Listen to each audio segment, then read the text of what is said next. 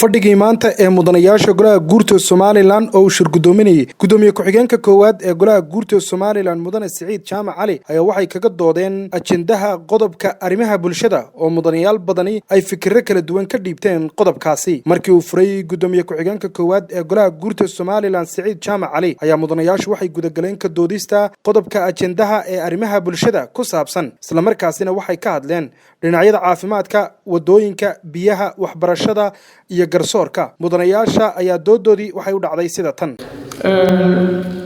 halkii ka sii aan qaadayna ajendihii kal fadhiga saaka waxa aan ka doodaynaa qodobka lixaad ee arrimaha bulshada la isdiiwaan geliyo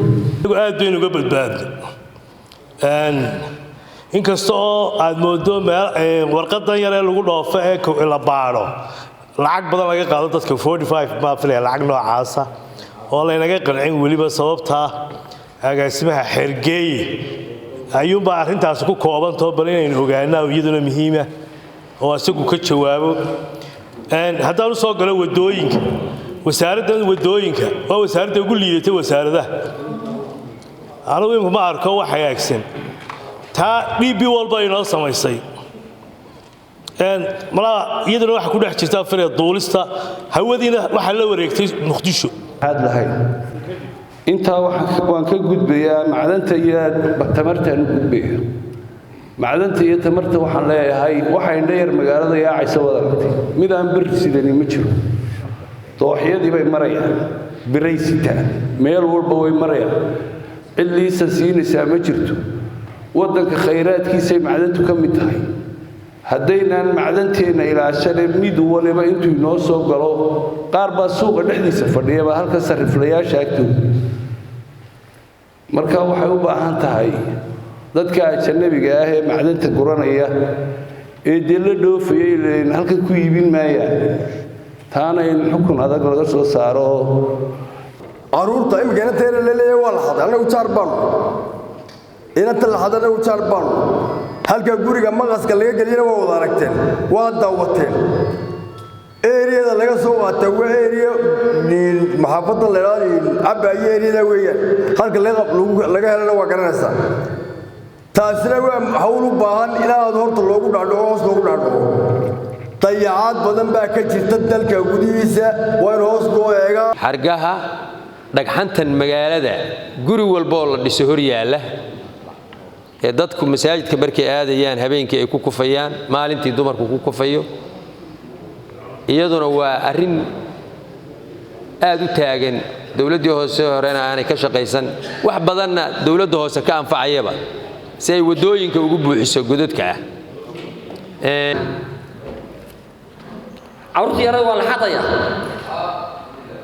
carruurtiyada waa la xadaya dhibaato ma aha haddii dhibtu kaaga timaado dibadda waad arki kartaa inay kuu socoto laakiin hadday kugu dhex nooshahay waa dhibaato war waxaan leeyahay ha loo yeedho ciddii ay khusayso arrimahaasi carruurta yaryarada halis bay ku jirtaa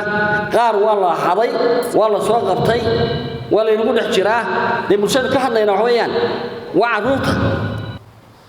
qolyahan leerka waa laga soo hadlay in badan baa laga soo hadlay halis kale oo aad u badan baa jirta oo iyana inoo muuqata xadhkaha leerka ayna dul marayo magaaladeena Hargeysa daasaa u baxday Ilaahay ayaa buku keenaya kiilaarkaad martay iyo wadadaad martay iyo gaariga qaar baa hoos aad gaariga wato qaar baa son jiiraysa marka qaar war waxa leenahay bal horta wax kale baa noo joogay lacagtan ay naga qaadeen nimankan ay naga hagaajeen xadhkaan dhulka ha mariyaan xildhibaan iga horeeyo ku sheegay meelahan booyadu ka soo qaadaan biyaha inaanay nadaafad ahaan fiicnayn oo dooxay iyo waxyaabo badan ay ku furan yihiin bal horta ha inoo dambayso biyaha ay dawladuna siiso oo kale booyadahan magaalada soo galaya ee dadka biyaha u keenaya waa in loo sameeyaa goobaha ay ka soo dhaamiyaan cid joogta biyaha kaantaroosha nadaafadoodana halkaa ku soo hubisa lana siiyo dawooyinkii nadiifinayay biyaha oo biyo nadaafadoodu fiican tahay dadka in loo keenay tahay laydhkan imika sunpower la yiraahday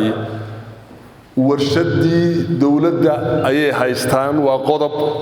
biraha u taagani waa birihiidii hore ee dowladda waa laba World Bank wuxuu sameeyay maalgelin oo ah solar systemka waa 3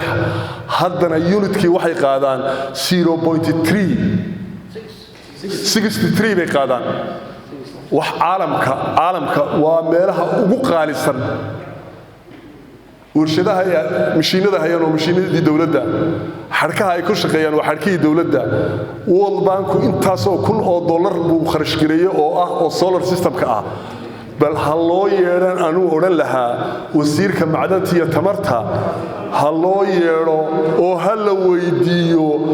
waxa 0.63 ka dhigay halkii unit ee Soomaaliland intaasi kadib gudoomiye ku-xigeenka koowaad ee golaha guurta Soomaaliland mudane Saciid Jaamac Cali ayaa waxa uu mudanayaasha la wadaagay in xildhibaan Cabdirashiid Xaashi Cabdi Shiil oo ka tirsan mudanayaasha golaha guurtida isla markaasina soo bedelay Allah u raxmaday xildhibaankii hore Axmed Xaashi Cabdi Shiil uu soo gudbiyay warqadda iscasilaada isla markaasina uu ku soobeeyay sooba u gaara in uu isku casilayo gudoomiyaha ayaa waxa uu mudanayaasha la wadaagay in ay u codeeyaan iscasilaada mudanahaasi codeyntaasi ayaa waxay u dhacday sida tan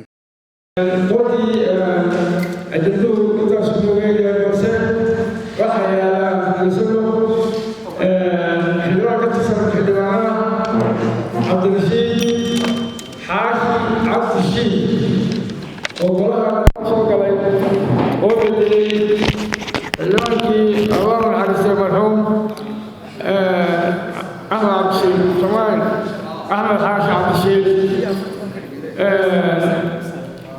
ayaa halkan wuxuu loo soo gudbiyey warqad uu ku codsanayo goluhu inuu ka aqbalo istiqaalad oo uu soo gudbiyey isagoo duruufo ku soo sheegtay marka waxaan codsanaynaa goluhu inuu u codeeyo xildhibaanka istiqaaladiisa tixgeliyana intii oo golu istiqaaladda uu soo gudbiyey mudane doctor Cabdirashiid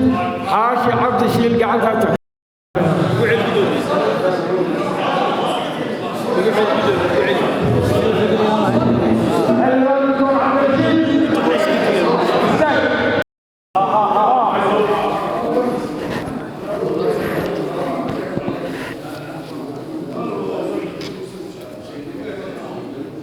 waxaa oggolaaday istiqaaladda mudanaha 44 mudane hal xildhibaan waa diiday hal xildhibaan waa ka aamusay aniguna